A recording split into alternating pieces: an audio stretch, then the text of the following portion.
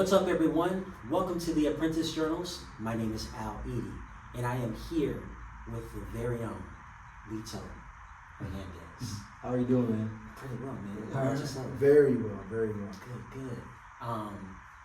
Let's take it back. We're gonna get right into it. Let's Okay. take it all the way back. How was it growing up for you? Okay, so growing up, I actually grew up in New York.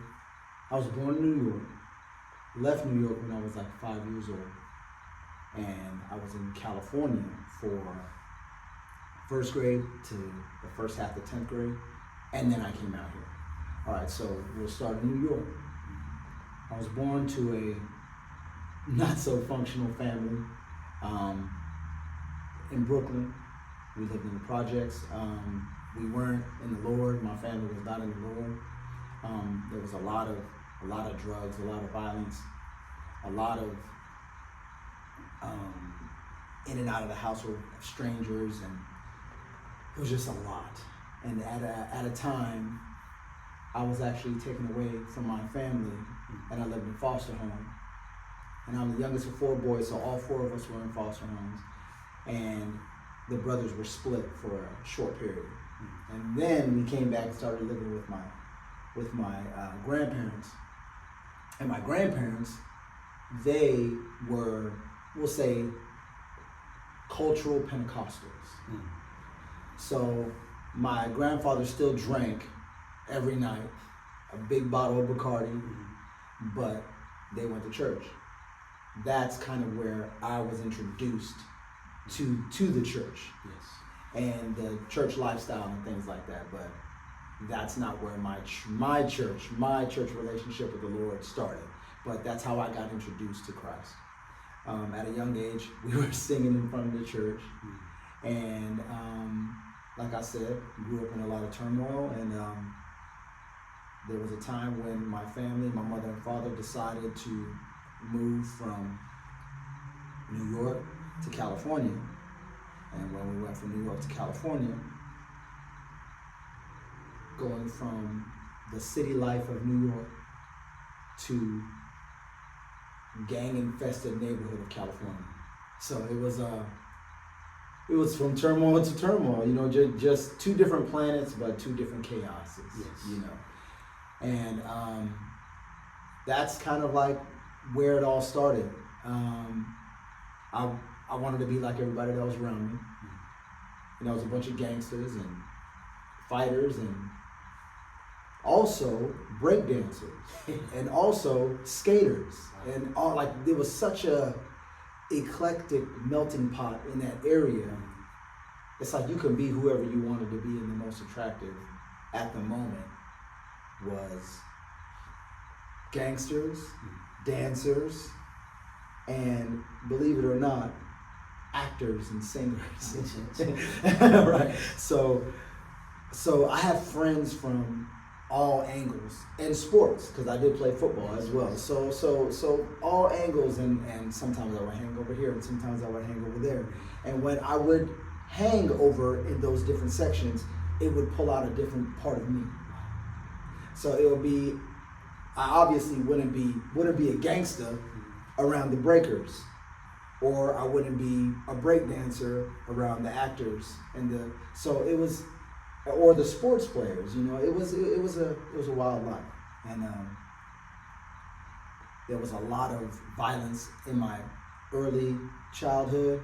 My mother and father, they divorced when I was in elementary school, so no father in the house. So it was easier to kind of do what you want to do, but still, I love my mom, but, you know, it was hard for her to lasso four boys. So she had to do what she had to do, and she had to throw them hands at us. That's right. You know, but that didn't work because my mother is 4'11", and we started growing, you know, and we started growing, and we started doing whatever we wanted to do. You know, I had my oldest brother who kind of leaned more towards like basketball, and then I had the one that was under him that was kind of leaning more towards gangs, and you know, he was like really, really popular because he was a really violent guy. and the close third was kind of similar. So it was for them two in the middle. It was all about women and fighting, and I was just trying to get in where I fit in. Yes. But I felt like I didn't quite fit in somewhere. Yes. So my mother she would frequent churches every now and again. You know, she would go to church here, go to church there. But I really wanted to know what Christ was about. Like, the Lord put something in my heart when I was young, because like around 10, 9 was when I like grabbed the Bible and I like looked at it without somebody wanting me to actually. Just laying around the house? Mm-hmm. Wow. Yeah. Because we would go to church, and there's different religions everywhere. People practicing different religions. You got Islam, you have Hindus, you got whatever, Buddhists. You have all these people that are around me, and everybody says that they worship some type of God or the gods and stuff. And I want them to know, okay, what is this that I'm connected with? And I looked in it, and the first book that I read was Revelation. 9-year-old, 10-year-old, 9-year-old, 10-year-old reading Revelation, and it was very, very interesting, very interesting. So there was this one church that 10 years old, I was like 5th, 6th grade, church that my mother started going to, and then she stopped going to. And then when she stopped going to it, I, as a 10, 9-year-old, I still went by myself. Wow. I would walk up the street every Sunday, and I was like, there was something about it that like, I wanted to be a part of it. I just wanted to be a part of it. And as I read these words, I was like, if these words are true, the Lord is going to show me somehow. If this God is true, He's going to show me that this is true. 9 years old. 9 years old. I just felt that He was going to show me that this was true, if it's true. So I started going that route. And I was definitely not perfect, because you have people pulling you to the left and to the right, and you got people wanting to fight you, and people trying to rob you, and you got girls that wants to be your girlfriend, and so it's like it wasn't a perfect life, but that's where the Lord had put His hand upon me at first. And I got baptized for the first time when I was like around 11. My mother wasn't there, my father wasn't there, my brothers weren't there. There was nobody that was there. It was just at a church that I was just visiting, and then they were seeing who wanted to get baptized, and I got baptized that day. Do I remember the date? No, I don't remember the date, but I got baptized that day, and I remember when I went in the water and I came up, something happened to me. I just didn't know what it was. I'm going to go to the point where I come out to Florida as well. So How old are you at this point? when I'm coming to Florida, I am 15, 16. So that's like 10th grade, the second half of 10th grade. A lot of things happen, gang stuff, violent things, and my father gave me an opportunity to live with him, because he came to Tampa, and with his life, he went back to New York, he went up to Washington, he went to Jersey, like he went to all these different places, but he landed in Tampa, and he said if I wanted to come live with him. I don't know why he didn't ask my brothers. I don't know if he did. I have no idea. But I know that I got an opportunity, and I jumped on it, because I didn't have any guidance, so I didn't see a future anywhere. Like really, I didn't have like any type of trajectory or anything like that. So maybe I was possibly going to get it with my father. So move with my father. And my mother and father, when they were together, their relationship was tumultuous. So there was violence between them two. And I saw it. I saw it with my eyes. I saw the drug use. I saw all that with my eyes. And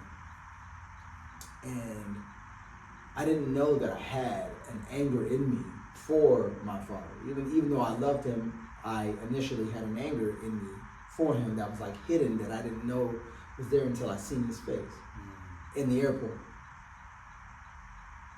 And it was weird, because I was like, I wanted to swing on him. Just because you're with him, right? Yes. Yeah, I moved. When I moved and I saw his face, I saw all the things in my mind about the past when I was young and all the things, you know. So, and last time I seen him, he was like this. But when I seen him now, he was like this. so for a moment, I had a lapse in judgment in my mind because I didn't act on it. It was in my mind. Probably wouldn't see you right now. Oh, and that's my point. So I kind of looked at him at first, and we kind of had like a stare down. for like, I can imagine. Yeah. and then it ended up. He was my dad. He just threw up his hands, you know. And he said, "Come here," you know, because my father, he has a history, you know, he has a past. And my father went to prison. You know, he had a lot of stuff going on in his life. You know, he was a gangster. You know, he did a lot of things. You know, his type of love, it's different. My father, he's a funny guy, but he's stoic. He's a very serious face. But he opened his hands. So I said, okay. So embraced him and started living with him. And I still had a pull. Not only to Christ, but I had a pull to the streets as well. So it's rough. It's rough. I want to do this, and I want to do this. I want to do this. So the running from God caused division within my spirit, just like the Bible says it does. The spirit and the flesh, the battle. It was really, really live in my heart and in my spirit, because on one end, I wanted to be this actor, singer, in musical theater, and things like that, a dancer. And on this end, I still wanted to do stuff with the car thieves and the people that were out there selling and stuff like that. So it was like, and then I wanted to be a sports guy, you know. So it was, I didn't know where I fit in. I always felt more at home with Christ. I've always felt that way. Like at home, always have. I mean, I kept running from the Lord, kept running. And what happens when you run from God? God takes his hand of protection off you. Mm-hmm. I mean, I landed up on drugs myself, in jail, still looking for God. In jail, we made a group of men that would sing gospel songs in jail. I know where you're at with this. So it was crazy, but definitely running from God, because I know what he had for me, or I knew that his calling was upon me. I just didn't know exactly what he had for me. That's a better way to say it. And there's a lot of these parts of my mind that I haven't gone to since I lived them. So this is interesting. Very interesting. So as I'm going through high school, my group of friends that I kind of locked in with, cultural Christians as well. Some were like closer to Christ and some were further. The one that was closest to me was a PK, and in whom I would attend their church, and he became my pastor. He's no longer alive, but he was the first impact when it came from like an apostle, pastor figure. He was like he really impacted me. So he took his father's place. Yes. Okay. Yes. He kind of took my father's place in a way, because my father was my dad was just doing whatever he was able to. And I was still with him, but we had struggles, we had things that we were going through, and my father was married to somebody, and I had this new step family, but he divorced her as well, and so it's like there are so many corners and angles that has happened in my life. But when I was getting out of high school, I had no specific thing that I wanted to do for a career. I didn't have a direction. I didn't have anything to grab on. I was like looking at everybody else and saying maybe that would look good. Maybe that'll be fun.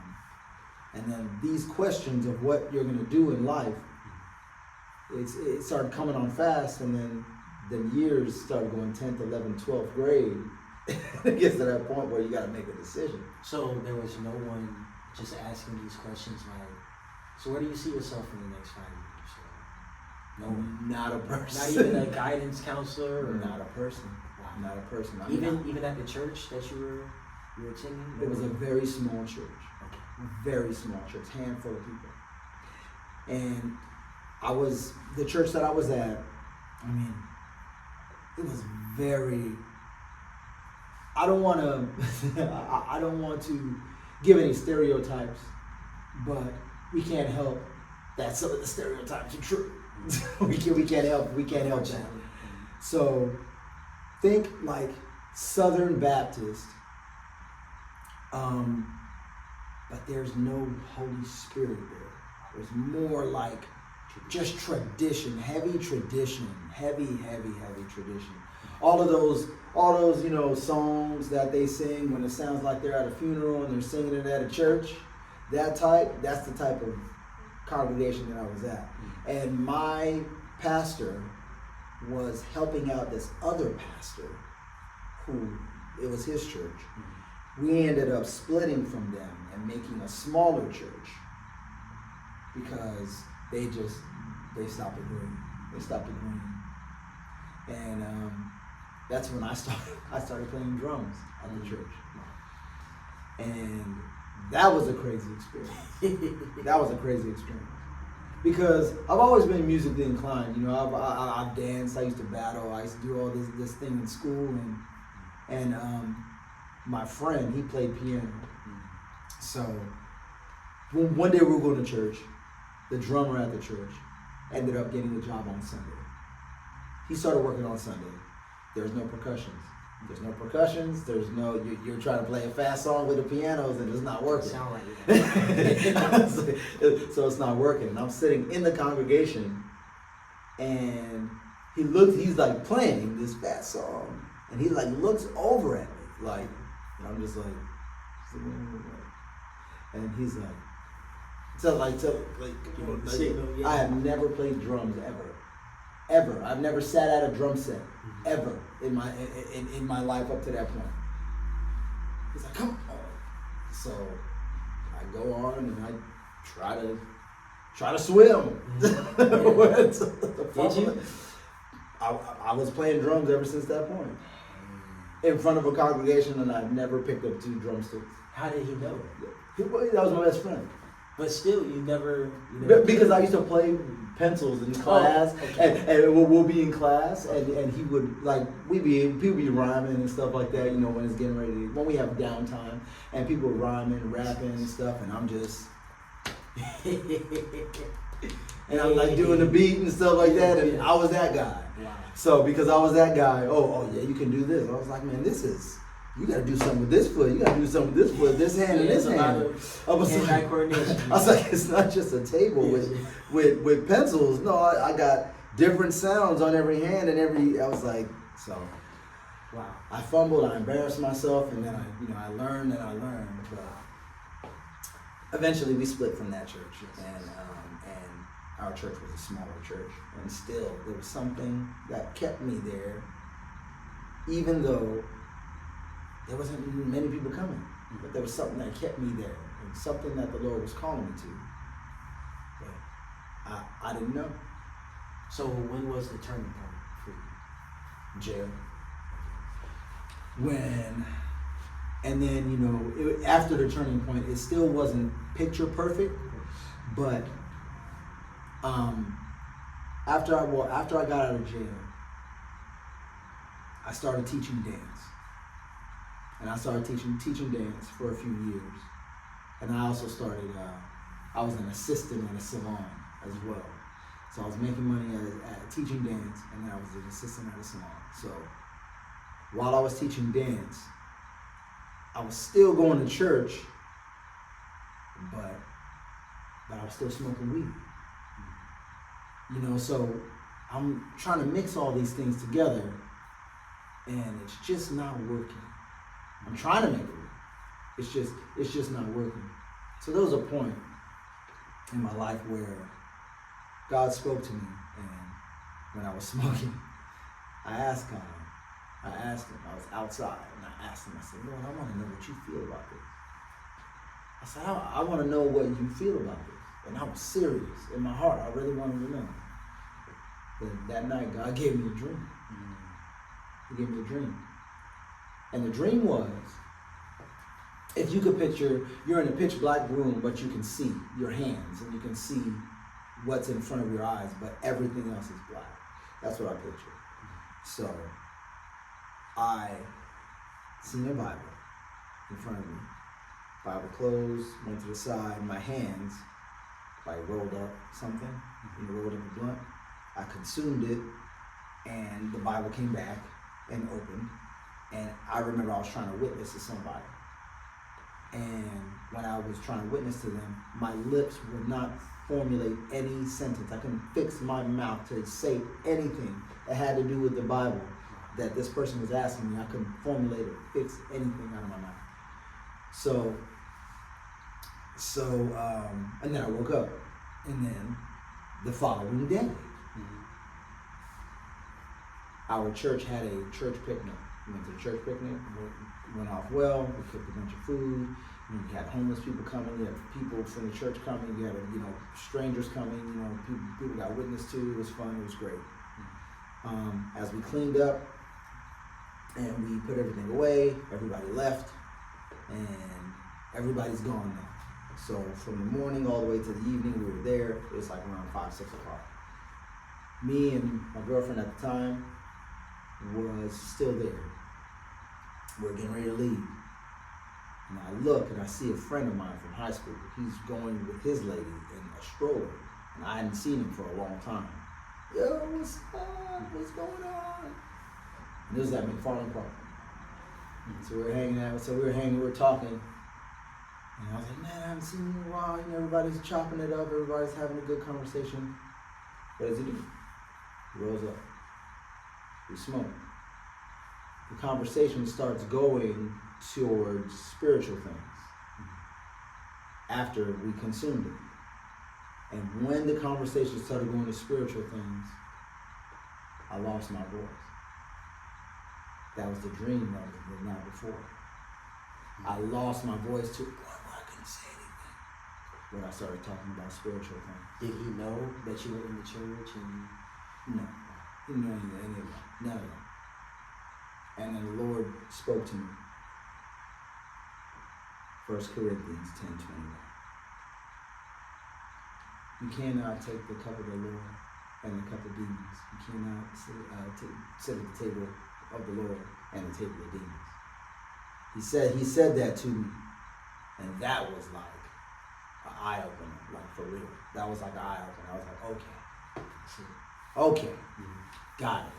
So safe to say, smoking weed is not it. No, Okay. absolutely, it's witchcraft. Don't do that. Don't try to smoke and ask God, oh God, what's wrong with it?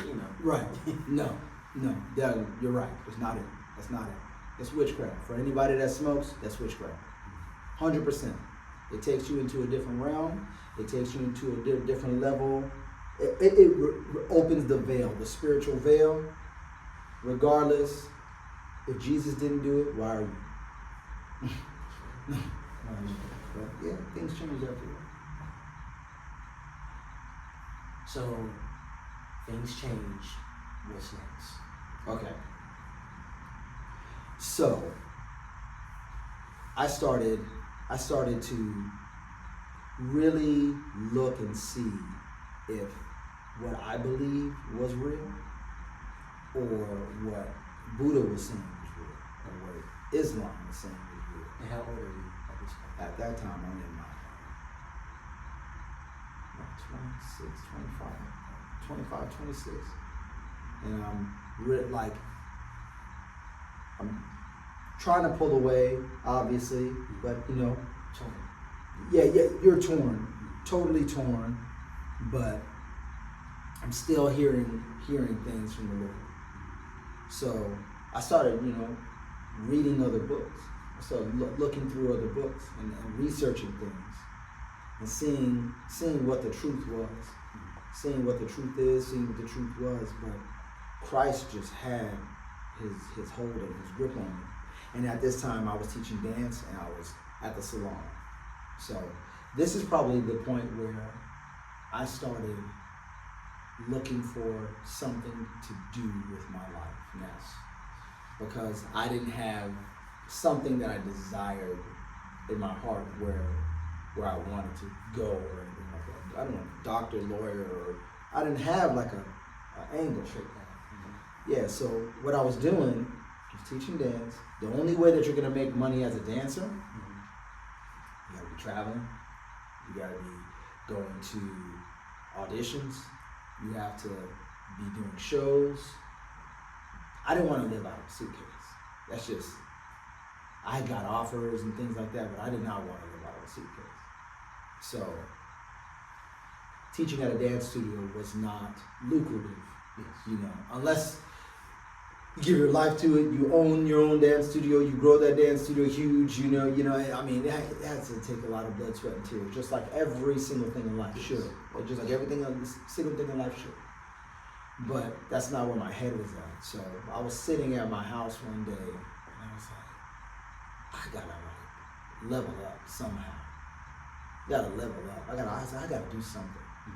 So during this time of this kind of like epiphany, I was working at this salon, and this salon was paying bills.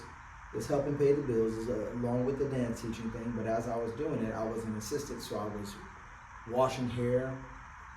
I was doing inventory, taking phone calls, making coffee, cleaning up the place, and then doing that type of stuff. And while I would wash the hair, the people that I was washing their hair, they actually thought that I was the massage therapist there. I like where you're going. So they thought that I was a massage therapist there. So for years, and I was there for 7 years. So for years they would say, "You need to go to school." And I was just like, I don't know. Anybody wants to get their head rubbed. You're just saying that, but I mean, there were so many people that said that over and over. You need to go to school. You need to go to school. Let me see what this is about. And I'm sitting there that day at my house, after hearing all that through the years when I was there. Yes. I'm at my house one day and I'm like, I need to do something. And a commercial come across the TV. And it said, Sanford Brown, Advanced Massage Therapy. And that was right up the street from my house. Pop!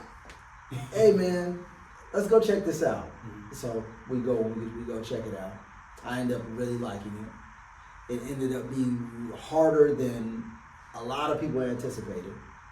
My class started out with like 74 to 8 people. Graduating class was like 34 people. So it was a lot more than what people thought it was.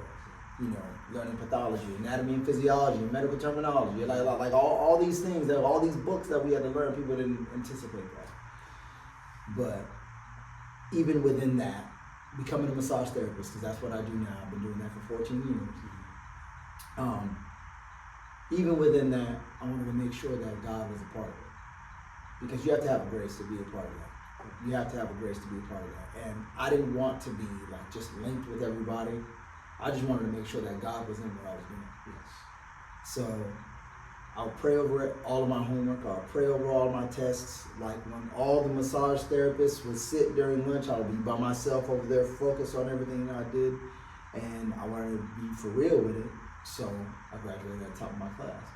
And I wanted to make sure that this was, if I'm gonna do this, it's gonna be for real. It's gonna be for you. And yeah, exactly. So a lot of people look at it as one thing. That's why they didn't make it when they were going through school. And I was like, I'm not going to be that. I'm not going to be whatever people think that I should be in this. I'm going to make sure that I'm not going to be the statistic, because a male massage therapist does not do as well as females, because there's more females in the industry. I said, that's not going to be me. It's not going to be me, and it's not. You know, and it's not. It's not going to be me. So I did pretty well with it. I did pretty well with it. And you met your wife there?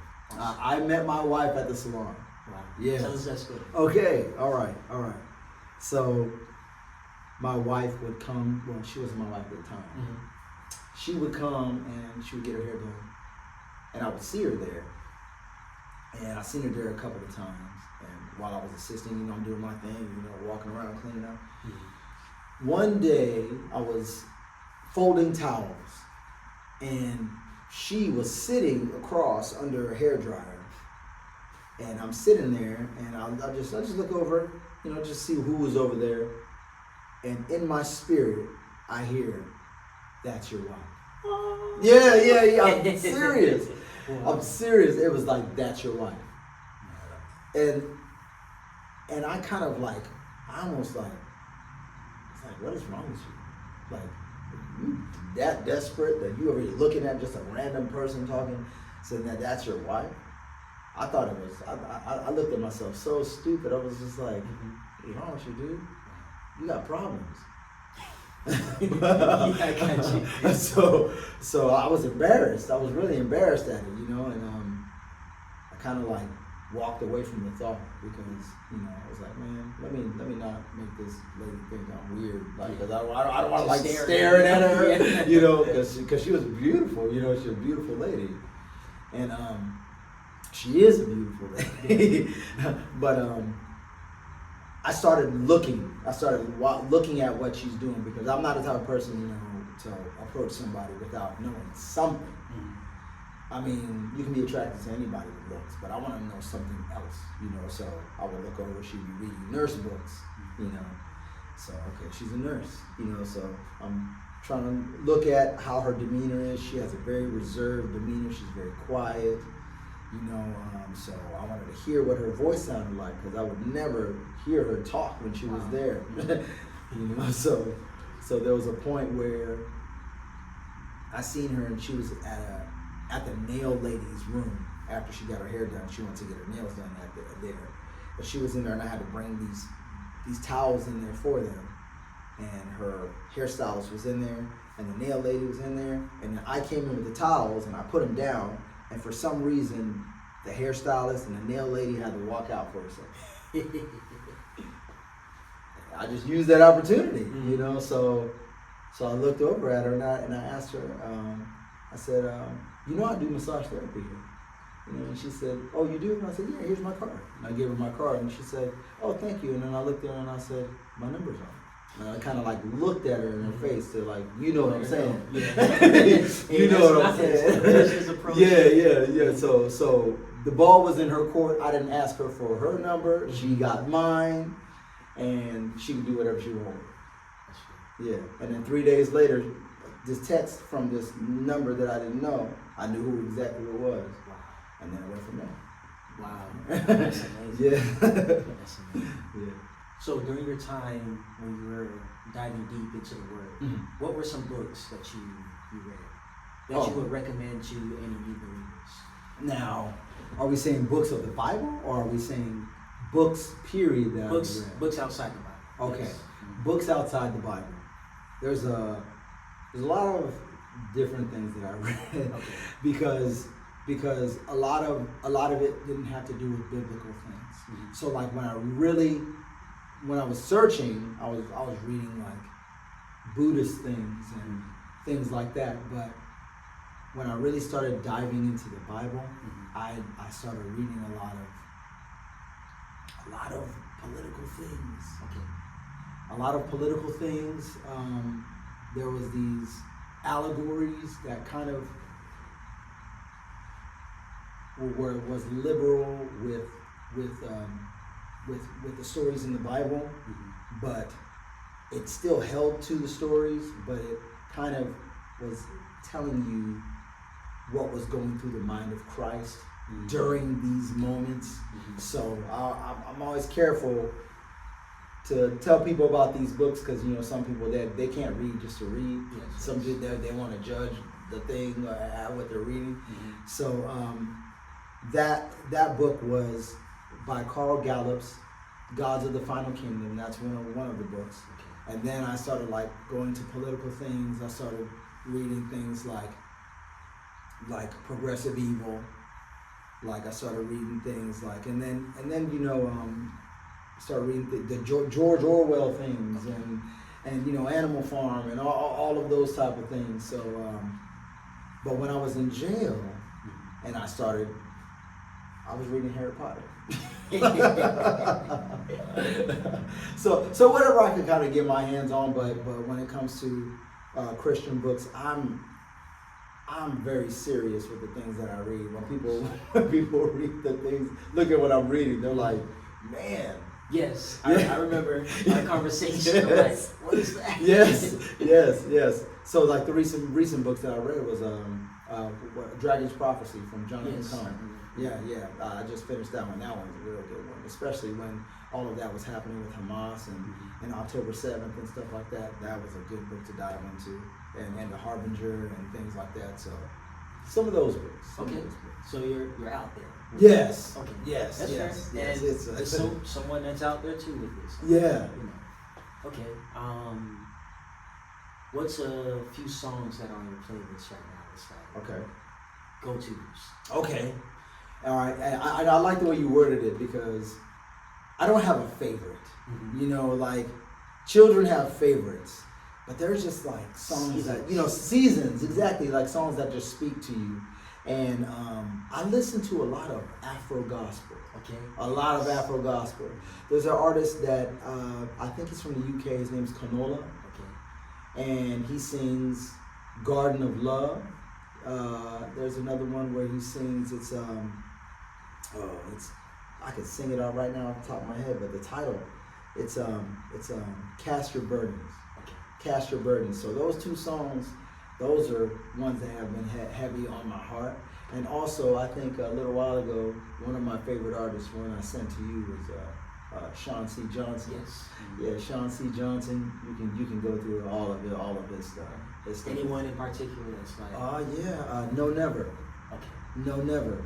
Yes. So it talks about how the Lord will never leave you. There is no never with him.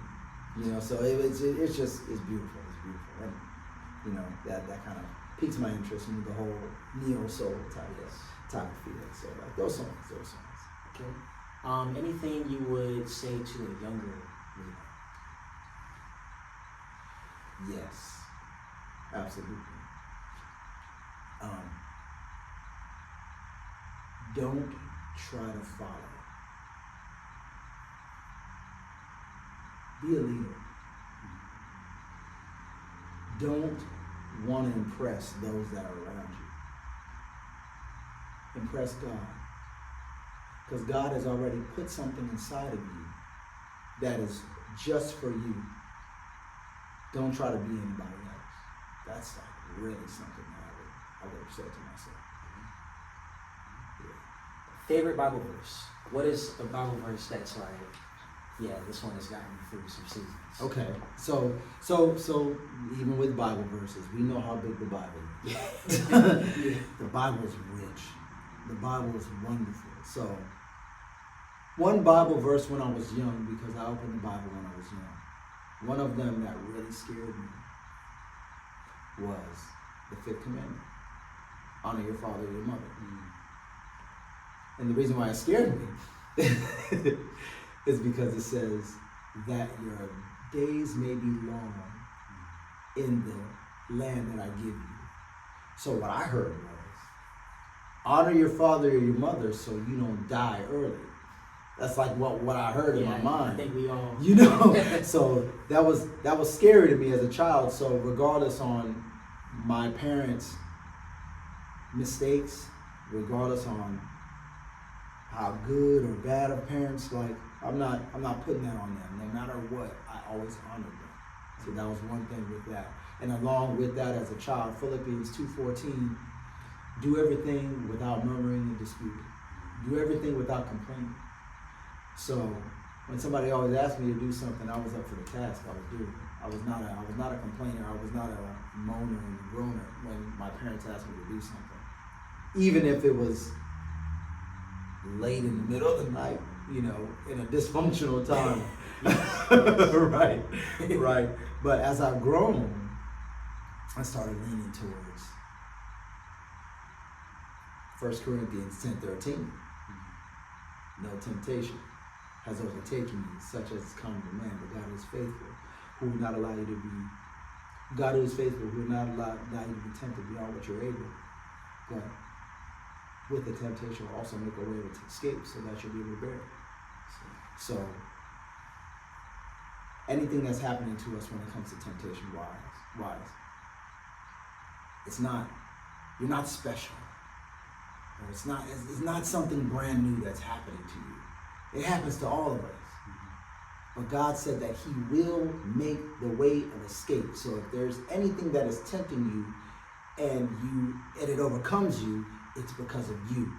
It's not because of the devil's gonna grab you. No, you have to choose it. You choose the temptation. He just puts it in front of you. You choose to grab it, or you choose to take the way of escape that God said that He will have there. So it's fully up to you. So that's what helped me when I kind of got over it as well. That's it. Well, I appreciate you for coming on the podcast, and we'll be hearing a lot more from Brother Lito soon. All right. So God bless you all. See you next time. Thanks for having me, sir.